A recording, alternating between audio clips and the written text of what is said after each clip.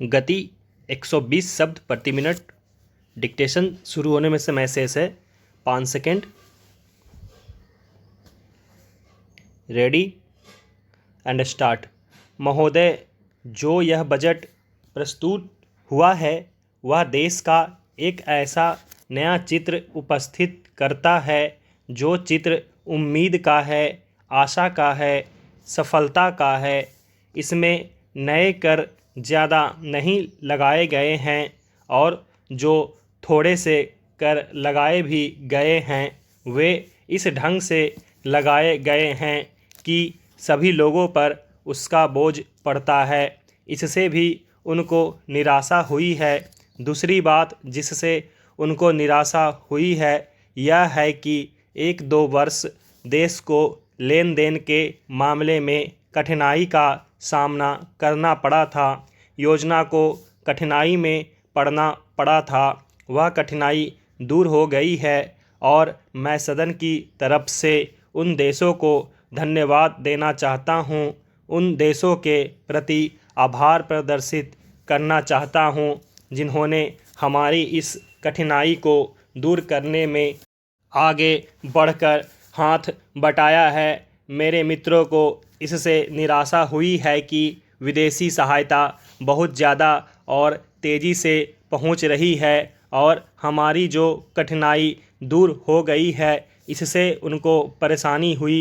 Communist इसलिए भी परेशान हैं कि पिछले 1-2 वर्ष में देश की पैदावार बहुमुखी ढंग से बढ़ी है, औद्योगिक पैदावार बढ़ी है। यह उनके लिए निराशा का कारण बना है। उनकी निराशा इसलिए भी बढ़ी है कि उनका मालिक, उनका मित्र हमारे देश की सीमा पर जब फौज लेकर खड़ा है और जब देश पर खतरा है तो क्यों देश की आर्थिक हालत, क्यों देश की वित्तीय हालत तथा दूसरी हालत इतनी अच्छी हुई है और क्यों इतनी अच्छी छवि उभरी है।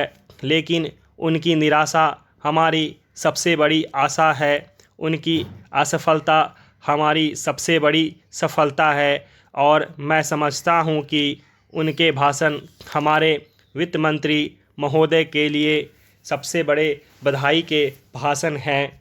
2-3 और चीज़ों की ओर मैं आपका ध्यान दिलाना चाहता हूँ।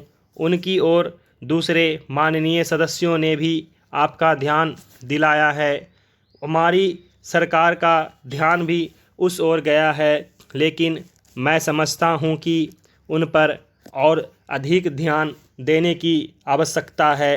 पहली बात तो यह है कि जब चीज़ों की पैदावार बढ़ रही है, जब देश की उन्नति की तरफ जा रहा है, तब भी देश में कीमतें बढ़ रही हैं। महोदय, यह मानना कि उनको रोका नहीं जा सकता गलत है।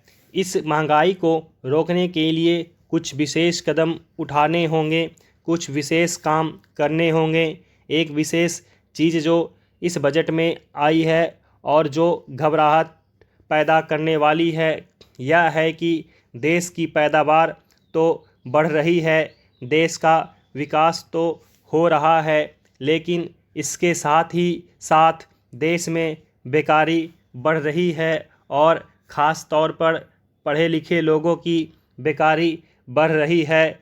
लोगों का बेकार होना खतरनाक चीज़ है। हमारी स्वतंत्रता के बाद शायद यह पहला अवसर है जब हमारी स्वतंत्रता के ऊपर एक आघात हुआ है और हम जिस प्रकार अपनी स्वतंत्रता की प्राप्ति के समय अपना सर्वस्व बलिदान करने के लिए तैयार थे, उसी प्रकार इस समय भी हमें तैयार होना होगा। माननीय प्रधानमंत्री जी के मत से मैं सर्वथा सहमत हूँ कि यह एक ऐसा अवसर है जिस अवसर पर कि इस देश की प्रतिनिधि संस्था जो यह लोकसभा है उसे इस संबंध में अपनी स्पष्ट राय देनी है और उस राय को देने के बाद हमें उस राय के अनुसार सरकार जो भी कार्रवाई करे उसमें सरकार को पूरा सहयोग भी देना है। प्रजातंत्र में प्रजा के पूर्ण सहयोग के बिना काम नहीं चल सकता, चाहे वह कोई काम हो, छोटा काम हो या बड़ा काम हो। फिर यह तो हमारी स्वतंत्रता की रक्षा का प्रश्न है और ऐसे अवसर पर प्रजातंत्रवादी राष्ट्र को उसकी सारी प्रजा को सरकार के साथ सहयोग के लिए तैयार रहना चाहिए। मैंने यह बात कई बार कही है और मैं फिर इसे दोहराना चाहता हूँ कि अनेक ऐसी बातें हैं जिनमें कि भिन्न भिन्न राजनीतिक दलों के होते हुए भी सब राजनीतिक दल मिलजुल कर काम कर सकते हैं। यह एक ठीक इसी प्रकार का अवसर है।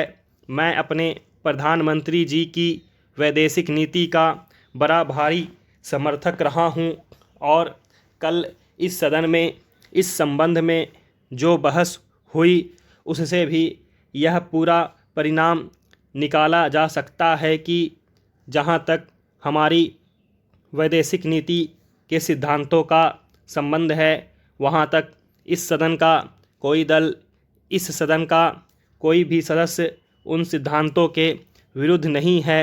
कल मैंने बड़े ध्यान से अपने साम्यवादी दल के नेता का भाषण सुना। उन्होंने यह कहा कि मूल प्रश्न हमारी मूल नीति के समर्थन का है। स्टॉप।